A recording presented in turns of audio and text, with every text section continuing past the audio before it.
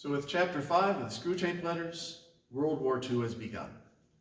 And we see that Wormwood had previously written his letter that he was all excited about this. He was delirious with joy because this war had begun.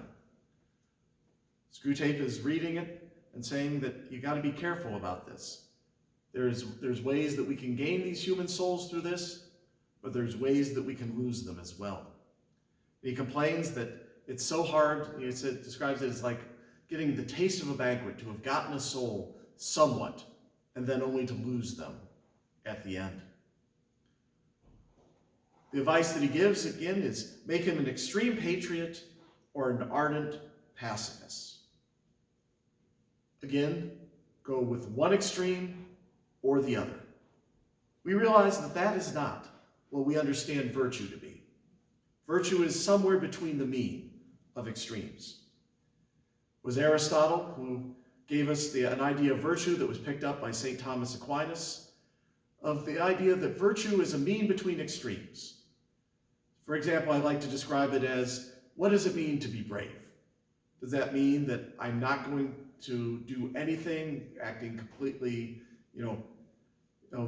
passive? I'm not going to do anything in this situation? Or the other is to be completely foolhardy in this situation. There's one to refuse absolutely to do any battle whatsoever, and the other is to go running into the battle, carrying a paper sword against another army with nobody supporting you. Neither one is considered virtue. Virtue is somewhere in between. It's usually described as going against our natural nature. If our natural nature is to go running into a situation, then a little bit of caution is more virtuous for us. If our nature is to be extremely cautious, then maybe we have to push ourselves a little more in order to find what's going to be virtuous for us. Now we're told, of course, a war is entertaining. The immediate fear and suffering of the humans is a legitimate and pleasing refreshment for our myriad of toiling workers. Yes, these are the things that the demons enjoy.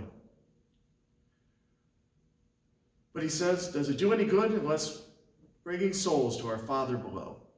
When I see the temporal suffering of humans who finally escape us, I feel as if I have been allowed to taste the first course of a rich banquet and denied the rest. Of course, the challenge is, Wormwood is warned, if we are not careful, we shall see thousands turning in tribulation to the enemy. Remember the classic line, there are no atheists in foxholes? Well, during those times of tribulation, during those times of war, the devil recognizes that it is more likely that people may turn back to God. It's interesting to see that it's explained, this is where God is so unfair. This is where he is unfair. He often makes prizes of humans who have given their lives for causes he thinks bad, on the monstrously sophistical ground that humans thought them good and were following the best they knew.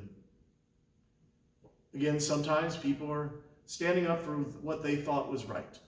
We go back and we judge history all the time of people who did something for what they thought was a good reason, what they thought was a good idea.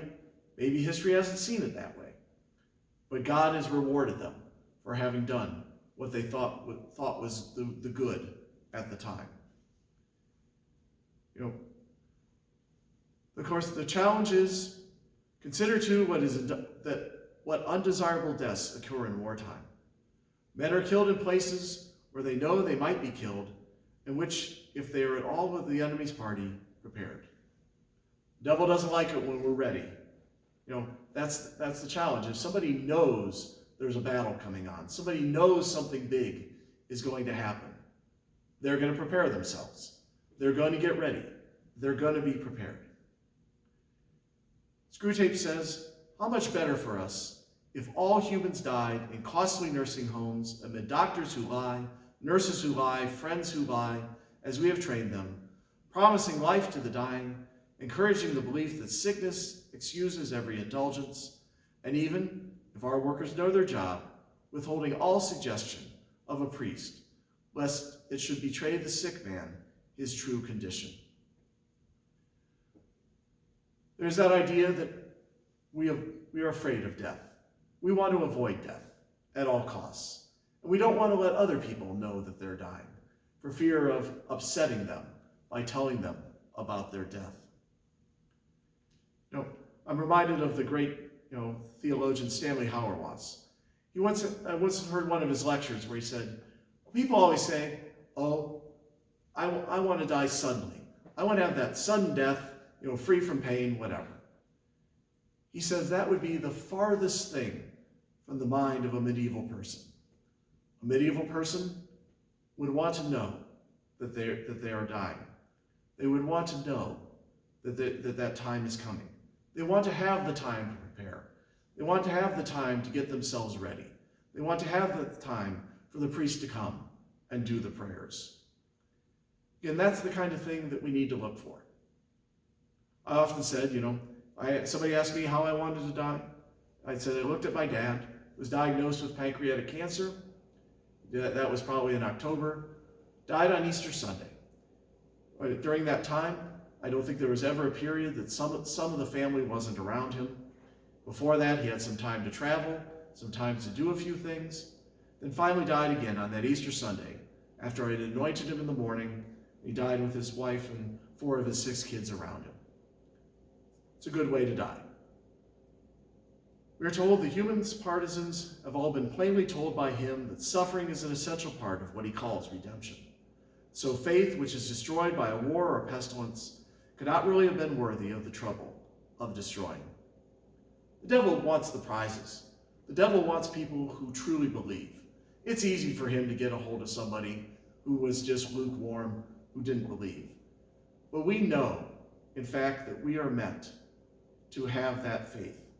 We are meant to, and we know that suffering is part of redemption, that the cross leads to the resurrection.